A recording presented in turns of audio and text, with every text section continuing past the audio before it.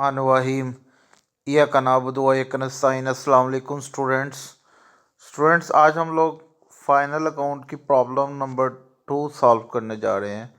Question number 2 जो है वो हम लोग अब पहले पढ़ते हैं। मैंने आपको बताया था जब भी ये क्वेश्चंस करने हैं आपने तो इसके रूल्स जो आपको बताए हुए हैं trading, profit and loss account और बैलेंस शीट के, वो आप ज़रूर रीड किया करें। Let's start question reading. From the following trial balance, ये आपके सामने ट्रायल बैलेंस बना हुआ है। You are required to prepare trading and profit and loss account. आपको क्या बनाना है? Trading account and profit and loss account and balance sheet. ठीक है, 3 चीज़ें आपने बनानी है। तो अब ये सारा क्वेश्चन हम रीड करेंगे और जो चीज़ जिसमें आएगी उसका डिसाइड करेंगे। सबसे पहले क्या लिखा हुआ है? कैपिटल। तो कैपिटल किधर आता है? बैलेंस शीट के अंदर। ठीक है, कहाँ पे आएगा? ये जो बैलेंस शीट उसने कहा है उसमें लिखा जाएगा। इसके बाद क्या लिखा हुआ है? Plant and machinery. Plant and machinery कहाँ पे आता है? बैलेंस शीट के अंदर। ठीक है, ये फिक्स एसेट होता है, बैलेंस शीट में लिखा जाएगा। इसके बाद परचेजिस है। परचेजिस कहाँ पे आता है? ट्रेडिंग अकाउंट के अंदर। ठीक है, टी अकाउंट, ट्रेडिंग अकाउंट में। और इसमें से अगर कोई रिटर्न होता है, जैसे इस क्वेश्चन में ये परचेज रिटर्न है, ठीक है, ये लेस होगा। ठीक है, तो परचेज रिटर्न, परचेजिज में परचेजिज रिटर्न लेस होगा।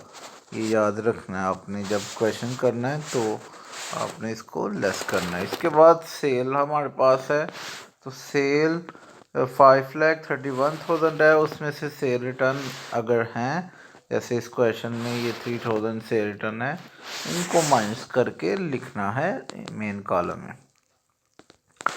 इसी तरह आगे चलें तो ओपनिंग स्टॉक सबसे पहले, वैसे क्वेश्चन में आप जानते हैं जब आपको फॉर्मेट बताया था तो ओपनिंग स्टॉक ही लिखा जाता है, तो ये आपने सबसे पहले लिखना है। इसके बाद डिस्काउंट अलाउड है और एक है डिस्काउंट रिसीव। ये दोनों प्रॉफिट एंड लॉस अकाउंट में आते हैं। जो डिस्काउंट अलाउड है ये एक्सपेंस होता है, ठीक है, ये डेबिट साइड पे आता है। और डिस्काउंट रिसीव ये इनकम होती है, ये प्रॉफिट एंड लॉस अकाउंट की क्रेडिट साइड पे लिखी जाती है। ठीक है, ये आप लोग यहाँ पे पीएल लिख के मेंशन भी कर सकते हैं कि ये कहाँ पे आता है। इसके बाद सन्डी डेटर है और सन्डी क्रेडिटर, तो ये दोनों बैलेंस शीट में आते हैं। सन्डी डेटर हमारे फिक्स एसेट होता है, करंट एसेट, जबकि करंट लायबिलिटी होती है ये सन्ड्री क्रेडिटर। तो ये जो सन्ड्री क्रेडिटर है यानी अकाउंट पेबल हैं, ये लायबिलिटी साइड पे लिखे जाएंगे। इसके बाद मज़ीद हम आगे चलते हैं तो हमारे पास सैलरीज दी हुई हैं वो और वेजेस दी हुई हैं। तो सैलरीज तो पीएल यानी प्रॉफिट एंड लॉस अकाउंट में आएगा, जबकि वेजेस ट्रेडिंग अकाउंट में आएंगे। इसके बाद कैरीज इनवर्ड ट्रेडिंग में और carries outward profit and loss account में आएगा। इसके बाद जो हमारे पास प्रोविजंस दी हुई हैं, प्रोविजन फॉर बैड डेट्स, ये जो प्रोविजन होती है इसको हम कहते हैं ओल्ड प्रोविजन। क्या कहते हैं? Old provision. ये जो आपको नज़र आ रही है 1575, ये ओल्ड प्रोविजन है। जो ट्रायल बैलेंस के अंदर प्रोविजन होती है उससे ओल्ड प्रोविजन कहते हैं। इसके बाद आगे चले तो रेंट, रेट्स एंड टैक्सेस, ये प्रॉफिट एंड लॉस अकाउंट में इनडायरेक्ट एक्सपेंस होता है, यानी ये एक्सपेंस में लिखा जाएगा डेबिट साइड पे। इसके बाद एडवर्टाइजमेंट भी अभी डेबिट साइड पे आएगा, एक्सपेंस है हमारा प्रॉफिट एंड लॉस अकाउंट की, डेबिट साइड पे एडवर्टाइजमेंट लिखा जाता है। इसके बाद कैश इन हैंड और कैश एट बैंक, ये दोनों हमारे करंट एसेट हैं। ठीक है, ये बैलेंस शीट पे लिखे जाएंगे। और बैंक चार्जेस ये भी एक्सपेंस हैं, तो 225 इसकी अमाउंट है। बैंक चार्जेस भी प्रॉफिट एंड लॉस अकाउंट की डेबिट साइड पे लिखे जाएंगे। इसके बाद हम स्टूडेंट एडजस्टमेंट की बात कर लेते हैं। तो इस सवाल में सिर्फ 3 एडजस्टमेंट है, तो 3 एडजस्टमेंट्स हैं। पहली एडजस्टमेंट क्लोजिंग स्टॉक है, तो आपको पता है एडजस्टमेंट जितनी भी हों उनके 2 इफेक्ट होते हैं, तो क्लोजिंग स्टॉक का भी 2 इफेक्ट होंगे। एक तो ये हमारे ट्रेडिंग अकाउंट में आएगा ना, दूसरा ये आपको पता है एसेट साइड पे लिखा जाता है, करंट एसेट में लिखा जाता है क्लोजिंग स्टॉक, ठीक है। तो ये बात याद रखनी है आपने। इसके बाद depreciation on plant and machinery 6%। तो आपने प्लांट एंड मशीनरी का 6% लेना है, वो आपका डेप्रिसिएशन होगा। और डेप्रिसिएशन आपको पता है ये भी हमारी डेप्रिसिएशन जो होती है ये भी प्रॉफिट एंड लॉस अकाउंट में लिखी जाती है। इसके बाद बैड डेट्स प्रोविजन, ये जो प्रोविजन एडजस्टमेंट में होती है इसको न्यू प्रोविजन कहते हैं, ठीक है। इसकी किस तरह का रेगुलेशन करनी है इसका एक फार्मूला भी आपको बताया हुआ है, लेकिन आपको यहाँ पे सीखने को मिलेगा आगे जाके। हम सवाल जब हल करते हैं तो वहाँ पे मैं आपको बताता हूँ कि इसको किस तरह ट्रीट किया जाता है। तो ये तो क्वेश्चन था, आए अब हम लोग क्वेश्चन को सॉल्व करते हैं, ठीक है। इसके सलूशन की बात करते हैं। Let's start. अच्छा स्टूडेंट्स, क्वेश्चन हमने तफसील से रीड किया है, अब हम लोग इसका सलूशन देखते हैं। जैसा कि हमने क्वेश्चंस में रिक्वायरमेंट में ये सीखा था कि trading and profit and loss account बनाना है, ठीक है। तो ट्रेडिंग अकाउंट के वाले से मैंने आपको सारी तफसील बता दी हुई है कि कौन कौन सी चीज़ इस क्वेश्चन में आएगी। तो सबसे पहले ओपनिंग स्टॉक लिखना है, जैसे कि आपने पढ़ा भी है। इसके बाद परचेज़ 1,80,000 दी हुई है, आप सामने प्रॉब्लम रखें क्वेश्चंस को, और उसमें से आप देख सकते हैं परचेज रिटर्न भी दिया हुआ है, और रिटर्न माइनस करेंगे 1,80,000 में 1,77,750 आ जाएगा, ठीक है। इसके बाद आप देख सकते हैं क्वेश्चन में वेजेस भी गिवन है। वेजेस डायरेक्ट एक्सपेंस होते हैं, और कैरीज इनवर्ड ये दोनों डायरेक्ट एक्सपेंस होते हैं। तो ये दोनों गिवन है।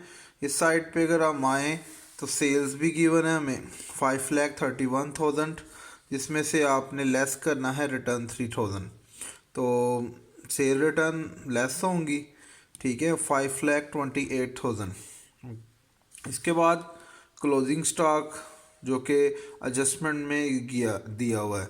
तो पहली एडजस्टमेंट है क्लोजिंग स्टॉक की, जैसे मैंने आपको बताया था एडजस्टमेंट जो होती है उसके दो इफेक्ट होते हैं, ठीक है। तो क्लोजिंग स्टॉक यहाँ भी आएगा और वहाँ पे बैलेंस शीट में भी आएगा। तो अब आपको पता है कि ये दोनों को ऐड करेंगे हम लोग 5,28,000 और 1,05,000, तो 6,33,000 आएगा।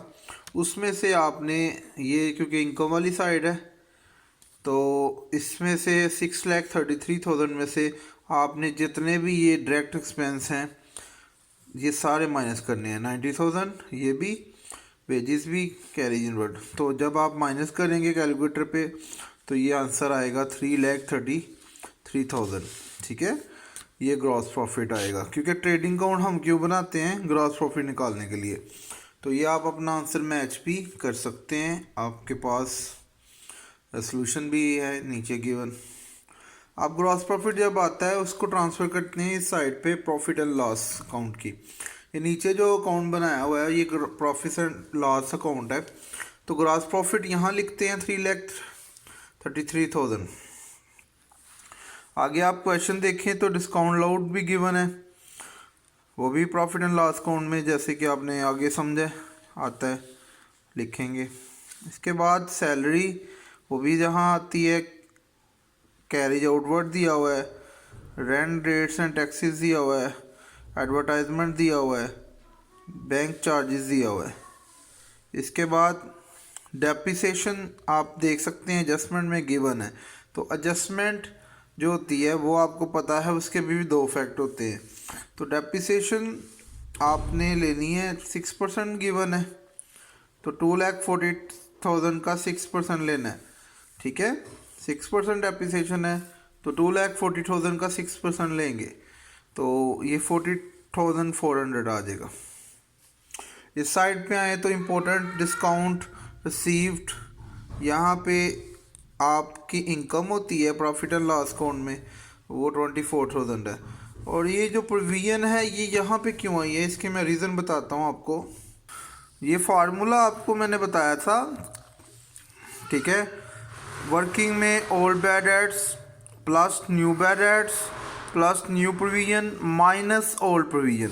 ये फार्मूला यूज़ होता है जब क्वेश्चन में एडजस्टमेंट आती है प्रोविजन की। जब भी आप प्रोविजन की एडजस्टमेंट देखेंगे तो ये फार्मूला यूज़ करेंगे। अगर आप गौर करें तो ओल्ड बैड डेट्स क्वेश्चन में नहीं है, न्यू बैड डेट्स क्वेश्चन में नहीं है, जबकि आप एडजस्टमेंट में जाके देखें तो वहाँ लिखा हुआ है न्यू प्रोविजन।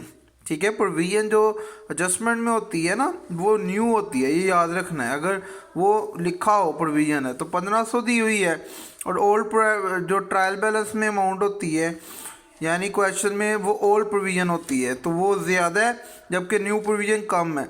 तो अब ये माइनस में आंसर आया है। तो ये वजह है कि जो प्रोविजन फॉर बैड डेट्स जो कि आपको पता है हम यहाँ पे लिखते हैं डेबिट साइड पे, लेकिन यहाँ पे नहीं लिखी। क्यों नहीं लिखी? क्योंकि ये प्रोविजन फॉर डेट्स जो है वो माइनस में आई है, यानी ये जो आपको मैंने वर्किंग दिखाई है प्रोविजन फॉर डेट्स ये माइनस में आ रही है, इसीलिए हम इसे क्रेडिट साइड पे लिखेंगे। अदरवाइज़ अगर ये पॉजिटिव में आती तो ये फिर इस साइड पे लिखी जानी थी, डेबिट साइड पे, तो इसीलिए ये इस साइड पे लिखी गई है। ठीक है, ये वजह है। तो अब आपने क्या करना है, इस साइड को सबको ऐड कर लेना है। ठीक है, 3,35,475 आएगा, उसमें से ये जितने भी एक्सपेंसेस हैं माइनस करने हैं, तो आपके पास जो आएगा वो आएगा नेट प्रॉफिट 2,59,800। ये आप चेक कर सकते हैं अपने क्वेश्चन पे। ठीक है, आपका सॉल्यूशंस मौजूद है।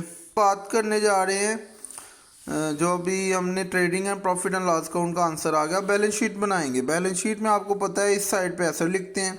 अगर ये क्वेश्चन के मुताबिक cash in hand asset given है, कैश एट बैंक एसेट है, क्लोजिंग स्टॉक क्योंकि एडजस्टमेंट थी तो दो एसेट में भी आएगा।